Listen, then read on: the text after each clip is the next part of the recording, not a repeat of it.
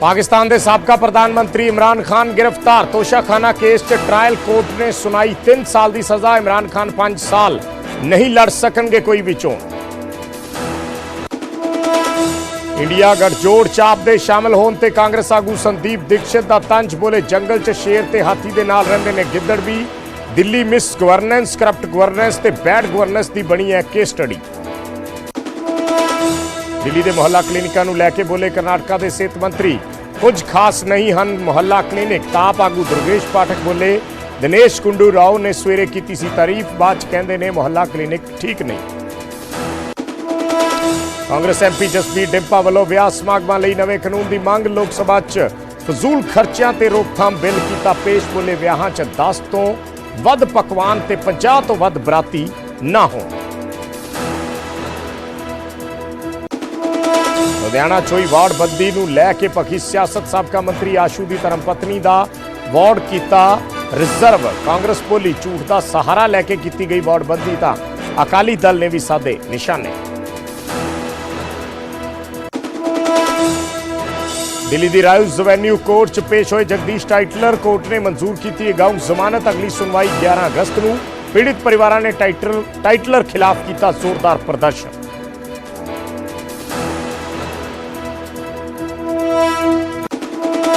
नूं हिंसा ते गृह मंत्री नील विज दा वड्डा बयान। बोले मेरे कोल नहीं सी कोई खुफिया जानकारी। एसीएस ते डीजीपी कोल भी नहीं सी इंफॉर्मेशन।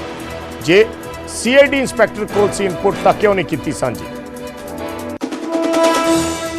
गैंगस्टर विक्रम बराड़ नूं दिल्ली तो फरीदकोट लैके आई पुलिस। कोर्ट पेश करके लिया जाएगा रिमांड। कोटकपूरा च रंगदारी ते डेरा प्रेमी कतल मामले च होएगी पुछगिछ। लुधियाना के गुरुद्वारे च दाखिल होया नशेड़ी। बेअदबी की कीती कोशिश। लोगों ने काबू करके की कुटमार, फिर किया पुलिस के हवाले।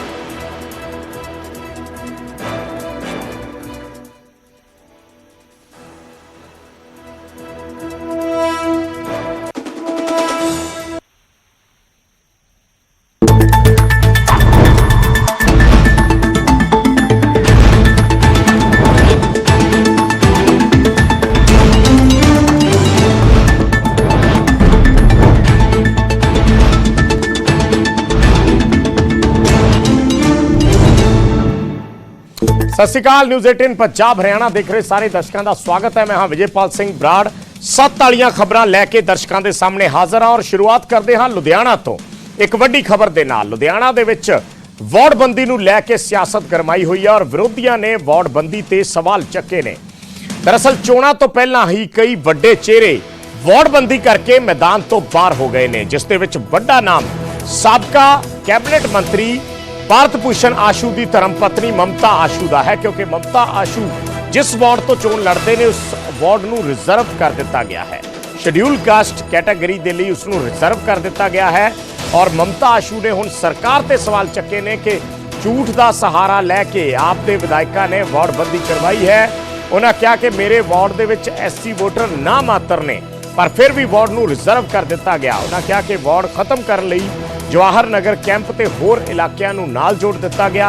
इस दे नाल नाल अकाली दल ने भी सवाल चके ने कि तोड़ मरोड़ के वार्डबंदी की गई है।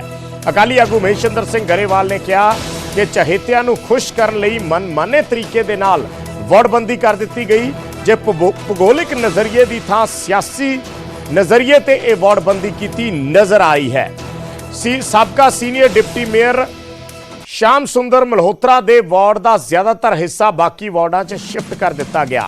अकाली आगू जसपाल सिंह ग्यासपुरा दे वार्ड नूं महिलावां दे लई राखवा कर दिता गया।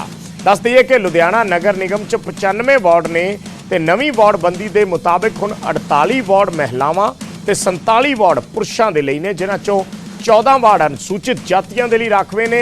इन्हां चों 7 वार्ड महिलावां ते 2 वार्ड पछड़ियां श्रेणियां दे लई राखवे रखे गए ने।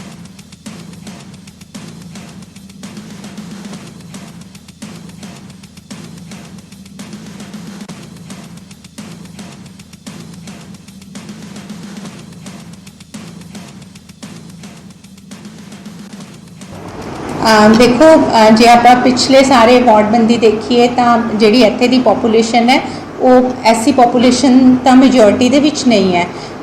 ਜਿੰਨੀਆਂ ਵੀ ਇਲੈਕਸ਼ਨਸ ਹੋਈਆਂ ਡਾਟੇ ਸਾਰਿਆਂ ਕੋਲ ਹੈ, ਤੁਸੀਂ ਨਿਕਾਲ ਕੇ ਦੇਖ ਸਕਦੇ ਹੈਗੇ ਹੋ। ਪਰ ਜਦੋਂ ਵਾਰਡਬੰਦੀ ਹੁੰਦੀ ਹੈਗੀ ਆ ਤੇ ਇਹਨਾਂ ਦੀ ਆਪਣੀ ਮਰਜ਼ੀ ਹੁੰਦੀ ਹੈ ਕਿਹੜੇ ਮਹੱਲੇ ਤੁਸੀਂ ਨਾਲ ਜੋੜਨੇ ਆ। ਇਹਨਾਂ ਨੇ ਮੇਰੇ ਵਾਲਾ ਵਾਰਡ ਸਾਰਾ ਹੀ ਪੁਰਾਣੇ 68 ਦੇ ਨਾਲ ਐਡ ਕਰਕੇ ਤੇ ਉਹਨੂੰ ਤਾਂ ਐਸਸੀ ਰਿਜ਼ਰਵ ਕੀਤਾ ਹੈਗਾ ਆ। ਕਹਿ ਸਕਦੇ ਹਾਂ ਕਿ ਤੁਹਾਡਾ ਵਾਰਡ ਹੀ ਖਤਮ ਕਰ ਬਿਲਕੁਲ ਵਾਰਡ, ਬਿਲਕੁਲ ਇੱਕ ਵਾਰਡ ਯਾਨੀ ਕਿ ਬਿਲਕੁਲ ਖਤਮ ਹੀ ਕਰਤਾ ਹੈਗਾ।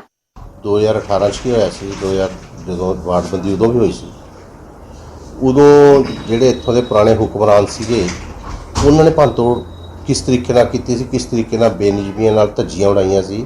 ਅਸੀਂ ਤਾਂ ਫਿਰ ਕਾਨੂੰਨ ਦੇ ਦਾਇਰੇ 'ਚ ਜੋ ਸੰਵਿਧਾਨ ਦੇ ਮੁਤਾਬਕ ਜਿਸ ਤਰੀਕੇ ਨਾਲ ਅਸੀਂ ਕੋਈ ਵਾਰਡ ਵਧਾਈ ਨਹੀਂ, ਕੋਈ ਵਾਰਡ ਅਸੀਂ ਘਟਾਈ ਨਹੀਂ। 95 ਵਾਰਡਾਂ ਪਹਿਲਾਂ ਸੀ, 95 ਵਾਰਡਾਂ ਹੁਣ। ਜਿਸ ਹਲਕੇ ਦੇ ਵਿੱਚ ਜਿੰਨੀਆਂ ਵਾਰਡਾਂ ਸੀ, ਕਿਸੇ 17, ਕਿਸੇ 'ਚ 15, ਕਿਸੇ 'ਚ 19, ਕਿਸੇ 'ਚ 16, ਕਿਸੇ 'ਚ 18 ਵਾਰਡਾਂ ਵੀ ਉਨੀਆਂ ਨੇ। ਅਸੀਂ ਕਾਹਦੀ ਭੰਨਤੋੜ ਕੀ ਕਰਤੀ ਦੱਸੋ ਜੀ ਇਹਦੇ 'ਚ। ਸਰ ਉਹ ਕਹਿੰਦੇ ਨੇ ਜਨਰਲ ਕੈਟਾਗਰੀ ਨੂੰ ਐਸਸੀ ਬਣਾਤਾ। ਦੇਖੋ ਇਹ ਮੇਰੀ ਗੱਲ ਸੁਣੋ, ਇਹ ਰੋਟੇਸ਼ਨ ਜਦੋਂ ਹੁੰਦੀ ਹੈ ਉਹਦੇ ਵਿੱਚ ਸੰਵਿਧਾਨ ਦੇ ਮੁਤਾਬਕ ਜਿੰਨੇ ਪਰਸੈਂਟ ਐਸਸੀ ਬੀਸੀ ਹੋਣੇ ਆ, ਉਹ ਜਿੰਨੇ 50% ਤਾਂ ਲੇਡੀਜ਼ ਆ, ਔਡ ਐਂਡ ਈਵਨ ਤਾਂ ਹੈਗਾ ਹੀ ਆ। ਅਗਰ ਇੱਕ ਨੰਬਰ ਵਾਰਡ ਲੇਡੀਜ਼ ਆ ਤਾਂ 2 ਨੰਬਰ ਓਬਵੀਅਸਲੀ ਜੈਂਟਸ ਹੋਣਾ, 3 ਲੇਡੀਜ਼ ਆ ਤਾਂ 4 ਔਡ ਐਂਡ ਈਵਨ ਹੈ ਵੀ 4 ਜੈਂਟਸ ਹੋਣਾ। ਇਹਦੇ ਵਿੱਚੋਂ 95 ਵਾਰਡਾਂ 'ਚੋਂ ਜਿਹੜੇ ਬਾਕੀ 7 ਵਾਰਡ ਆ, ਮੇਰਾ ਖਿਆਲ ਕਿੰਨੇ 7 ਕੇ 11 ਜਿੰਨੇ ਵੀ ਨੇ, ਉਹ ਐਸਸੀ ਜਾਂ ਬੀਸੀ ਬਣਨੇ ਨੇ।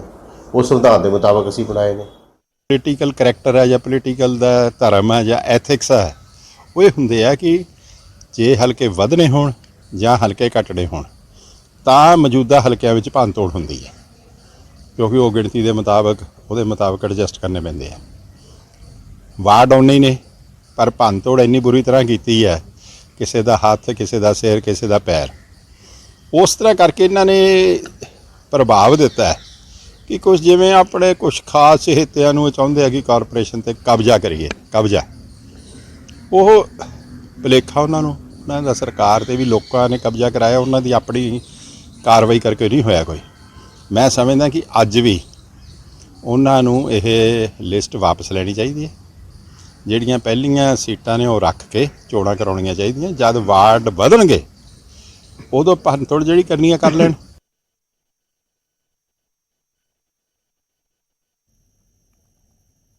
ਅਸੀਂ ਵਾਰਡਬੰਦੀ ਕਰਦੇ ਹੋਏ ਇਸ ਵਾਰੀ ਪੋਪੂਲੇਸ਼ਨ ਨੂੰ ਰੈਸ਼ਨਲਾਈਜ਼ ਕਰਨ ਦੀ ਕੋਸ਼ਿਸ਼ ਕੀਤੀ ਹੈ।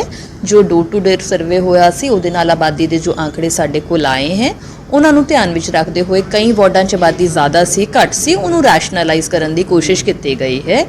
ਟੋਟਲ ਵਾਰਡਸ 95 ਹੈ, ਜਿਹਦੇ ਵਿੱਚੋਂ 50% ਵਿਮਨ ਰਿਜ਼ਰਵੇਸ਼ਨ ਹੈ, 14 ਵਾਰਡ ਐਸਸੀ ਲਈ ਰਿਜ਼ਰਵ ਹੈ ਐਂਡ 2 ਵਾਰਡ ਬੀਸੀ ਲਈ ਰਿਜ਼ਰਵ ਹੈ। ਅੱਛਾ ਮੈਮ, ਇਹਨਾਂ ਵਾਰਡਾਂ ਦੇ ਵਿੱਚ ਕੁਝ ਵਾਰਡਾਂ ਦੇ ਮਤਲਬ ਐਸਸੀ ਤੋਂ ਬੀਸੀ ਤੋਂ ਜਨਰਲ ਜਾਂ ਕੁਝ ਇੱਦਾਂ ਹੀ ਚੇਂਜਿੰਗ ਵੀ ਕੀਤੀ ਗਈ ਹੈ ਡਿਊ ਟੂ ਮਤਲਬ ਪਬਲਿਕ।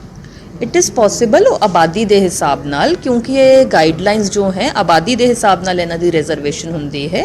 ਜਿਹੜੇ ਵਾਰਡਾਂ 'ਚ ਜ਼ਿਆਦਾ ਐਸਸੀ ਆਬਾਦੀ ਰਹਿੰਦੀ ਹੈ, ਬੀਸੀ ਆਬਾਦੀ ਰਹਿੰਦੀ ਹੈ, ਉਹੀ ਵਾਰਡਸ ਉਹਨਾਂ ਦੇ ਲਈ ਰੱਖ ਵੀ ਕੀਤੇ ਜਾਂਦੇ ਹਨ। ਸੋ ਆਬਾਦੀ ਦੇ ਆંકੜਿਆਂ ਦੇ ਹਿਸਾਬ ਨਾਲ ਹੀ ਜੋ ਵੀ ਕੋਈ ਵਾਰਡਬੰਦੀ ਡਰਾਫਟ ਹੋਈ ਹੈ ਉਹਦੇ ਅਕੋਰਡਿੰਗ ਕੀਤੀ ਗਈ ਹੈ।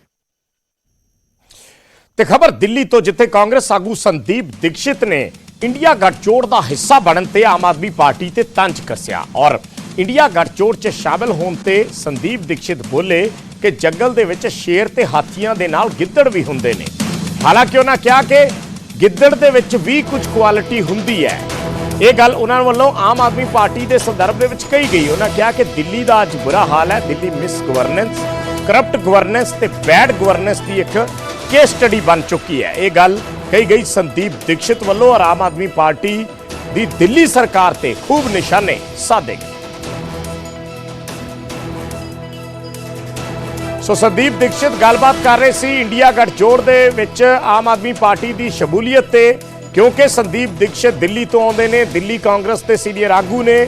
ਇਸ ਕਰਕੇ ਉਹਨਾਂ ਨੇ ਕਿਹਾ ਕਿ ਗੱਠਜੋੜ ਦੇ ਵਿੱਚ ਬਹੁਤ ਸਾਰੇ ਵੱਖ-ਵੱਖ ਰੰਗਾਂ ਨੂੰ ਇਕੱਠਾ ਕਰਨਾ ਪੈਂਦਾ, ਲੈਣਾ ਪੈਂਦਾ। ਉਹਨਾਂ ਕਿਹਾ ਕਿ ਜਿਵੇਂ ਇੱਕ ਜੰਗਲ ਹੁੰਦਾ ਹੈ, ਜੰਗਲ ਦੇ ਵਿੱਚ ਸ਼ੇਰ ਹੁੰਦੇ ਆ, ਹਾਥੀ ਹੁੰਦੇ ਆ, ਤਾਂ ਉਹਦੇ ਨਾਲ ਕੁਝ ਗਿੱਦੜ ਵੀ ਹੁੰਦੇ ਆ। ਇਹ ਗੱਲ ਉਹਨਾਂ ਵੱਲੋਂ ਕਹੀ ਗਈ। ਜਦੋਂ ਪੁੱਛਿਆ ਗਿਆ ਕਿ ਗਿੱਦੜ ਤੁਸੀਂ ਆਮ ਆਦਮੀ ਪਾਰਟੀ ਨੂੰ ਕਹਿ ਰਹੇ ਹੋ, ਤਾਂ ਉਹਨਾਂ ਕਿਹਾ ਕਿ ਨਹੀਂ, ਗਿੱਦੜ ਦੇ ਵਿੱਚ ਵੀ ਕੁਝ ਕੁਆਲਿਟੀਜ਼ ਹੁੰਦੀਆਂ ਨੇ।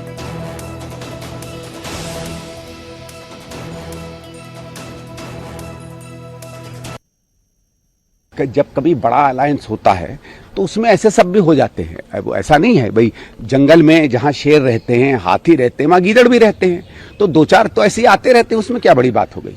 तो आप उपमा तो गीदड़ से कर रहे हैं फिर आम आदमी पार्टी के? नहीं, गीदड़ से भी नहीं करेंगे यार, गीदड़ बेचारे में भी बहुत बढ़िया क्वालिटीज होती हैं, वो भी प्राकृतिक होता है, उसका भी प्रकृति में कोई योगदान होता है। जब कभी बड़ा अलायंस होता है तो उसमें ऐसे सब भी हो जाते हैं। अब ऐसा नहीं है भाई, जंगल में जहाँ शेर रहते हैं, हाथी रहते हैं, वहाँ गीदड़ भी रहते हैं, तो दो चार तो ऐसे ही आते रहते हैं, उसमें क्या बड़ी बात हो गई। तो आप उपमा तो गीदड़ से कर रहे हैं फिर आम आदमी पार्टी के? नहीं, गीदड़ से भी नहीं करेंगे यार, गीदड़ बेचारे में भी बहुत बढ़िया क्वालिटीज होती हैं, वो भी प्राकृतिक होता है, उसका भी प्रकृति में कोई योगदान होता है। ਤੇ ਜ਼ਿਕਰ ਅੱਜ ਦਿੱਲੀ ਦੇ ਮੁਹੱਲਾ ਕਲੀਨਿਕਾਂ ਦਾ ਵੀ ਹੋਇਆ। ਮੁਹੱਲਾ ਕਲੀਨਿਕਾਂ ਨੂੰ ਲੈ ਕੇ ਕਰਨਾਟਕ ਦੇ ਸਿਹਤ ਮੰਤਰੀ ਨੇ ਬਿਆਨ ਦਿੱਤਾ। ਕਰਨਾਟਕਾ ਦੇ ਸਿਹਤ ਮੰਤਰੀ ਦਿਨੇਸ਼ ਗੁੰਡੂ ਰਾਓ ਦਾ ਇਹ ਬਿਆਨ ਆਇਆ ਕਿ ਦਿੱਲੀ ਦੇ ਮੁਹੱਲਾ ਕਲੀਨਿਕ ਕੁਝ ਖਾਸ ਨਹੀਂ ਹਨ, ਉਹਨਾਂ ਦੇ ਵਿੱਚ ਕੋਈ ਖਾਸ ਚੀਜ਼ ਨਹੀਂ ਹੈ, ਇਹ ਗੇਮ ਚੇਂਜਰ ਨਹੀਂ ਹਨ। ਜਿਸ ਤਰੀਕੇ ਨਾਲ ਇਸ ਨੂੰ ਵਿਖਾਇਆ ਗਿਆ ਸੀ ਉਸ ਤਰ੍ਹਾਂ ਦੇ ਮੁਹੱਲਾ ਕਲੀਨਿਕ ਨਹੀਂ ਹਨ। ਇਹ ਦਿਨੇਸ਼ ਗੁੰਡੂ ਰਾਓ ਦਾ ਬਿਆਨ ਹੈ ਕਿ ਕਲੀਨਿਕ ਦੇ ਵਿੱਚ ਜ਼ਿਆਦਾ ਲੋਕ ਵੀ ਨਹੀਂ ਸੀ। ਉਹਨਾਂ ਕਿਹਾ ਕਿ ਕਈ ਸੂਬਿਆਂ ਦੇ ਵਿੱਚ ਅਜਿਹੇ ਕਲੀਨਿਕ ਪਹਿਲਾਂ ਤੋਂ ਹੀ मौजूद ने, पहला तो ही चल रहे ने, पर आम आदमी पार्टी इसनूं बहुत वड्डा विखा के पेश कर रही है, पर इन्हां क्लिनिकां 'च ऐसा कुछ भी नहीं है। उन्होंने कहा कि साडे कोल भी वधिया हैल्थ सिस्टम है। कर्नाटका दे सेहत मंत्री दिल्ली दे मुहल्ला क्लिनिकां दा जायजा लैन पहुंचे सी और इस मौके उन्हां वल्लों यह बयान दिता गया।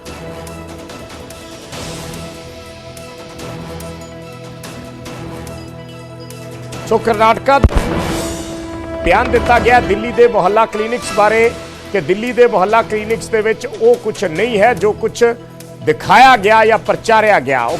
उन्होंने कहा कि इस तरह के नहीं हैं और इन्हां दे विच ज़्यादा लोग भी नहीं आते। उन्होंने कहा कि ये मुहल्ला क्लिनिक कोई गेम चेंजर नहीं हैं और इन्हां च कुछ खास नहीं है। ऐसे क्लिनिक पहला भी बहुत सारे सूबिया दे विच बने हुए।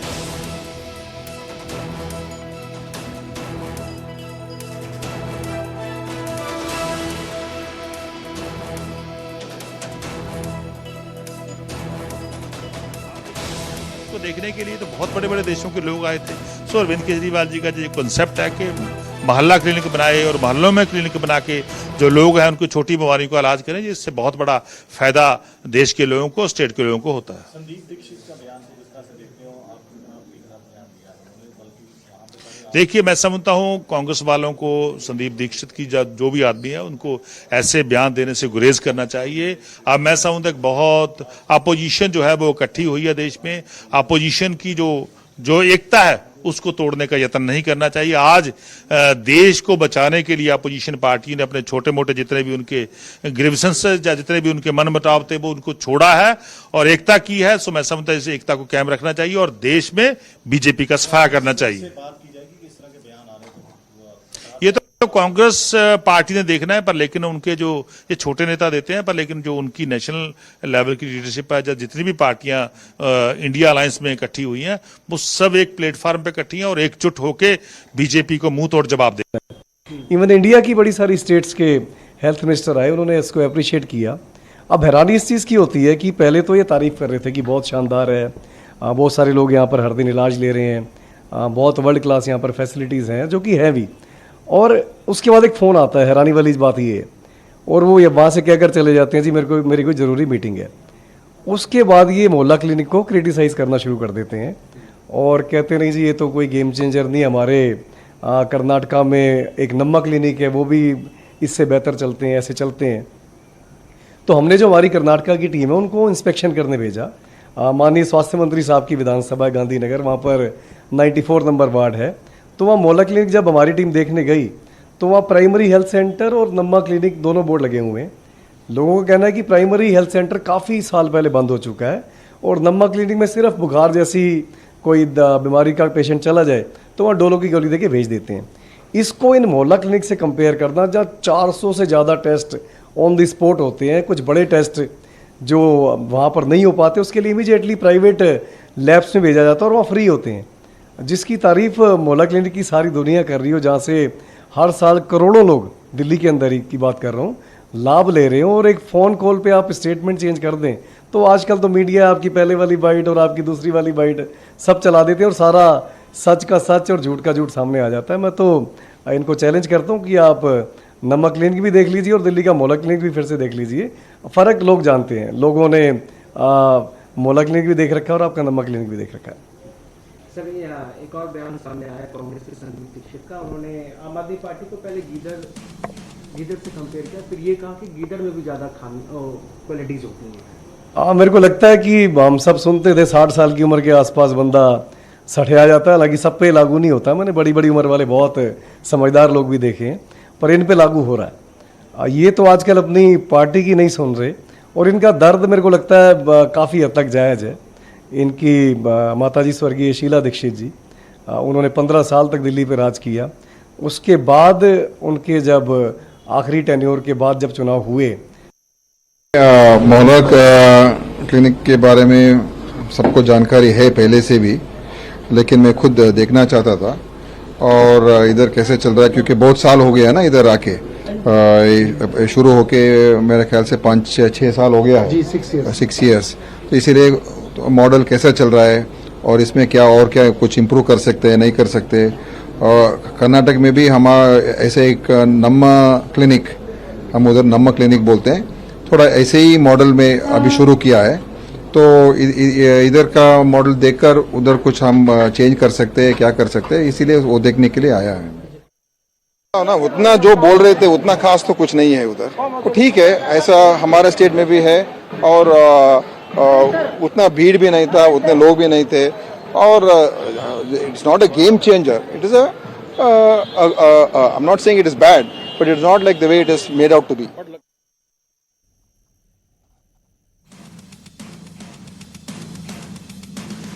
अप्लाई करो, register with the yellow leaf, no age limit.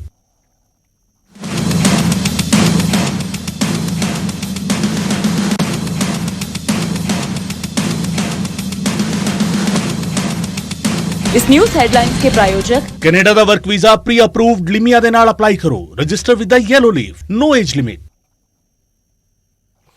ਤੇ ਗੱਲ ਮੌਨਸੂਨ ਸੈਸ਼ਨ ਦੀ। ਸੰਸਦ ਦਾ ਮੌਨਸੂਨ ਸੈਸ਼ਨ ਚੱਲ ਰਿਹਾ ਹੈ, ਜਿਸ ਵਿੱਚ ਐਮਪੀ ਜਸਪੀਰ ਸਿੰਘ ਡਿੰਪਾ ਨੇ ਵਿਆਹਾਂ ਤੇ ਹੁੰਦੇ ਵਾਧੂ ਖਰਚਿਆਂ ਦਾ ਮੁੱਦਾ ਚੱਕਿਆ ਤੇ ਇਹਨਾਂ ਖਰਚਿਆਂ ਤੇ ਰੋਕਥਾਮ ਲਈ ਬਿੱਲ ਪੇਸ਼ ਕਰ ਦਿੱਤਾ।